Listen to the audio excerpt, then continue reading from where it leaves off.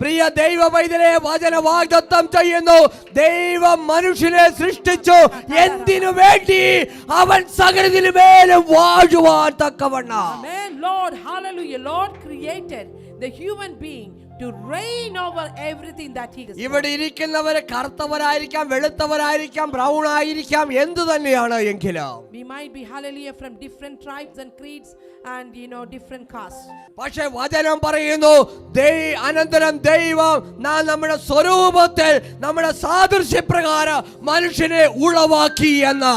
But we know the Lord has created the whole human being in his own image. നിനക്കിന്നൊരു കുറവുണ്ട് എങ്കിൽ ഞാൻ പറയട്ടെ, അത് ഹല്ലേലൂയ, അത് ദൈവം അറിയാതെ സംഭവിച്ചതല്ലേ അല്ല.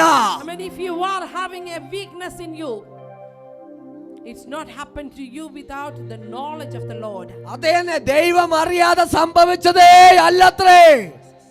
It's not happened to you without the knowledge of Lord. കാരണം വചനം പറയുന്നു, ഇവിടെ ഇരിക്കുന്ന ഓരോരുത്തരെയും ദൈവം സൃഷ്ടിച്ചത് സ്വന്തം സ്വരൂപത്തിലും ഛായയിലും എന്നാണ്. Everyone who's sitting here, you are all born from God.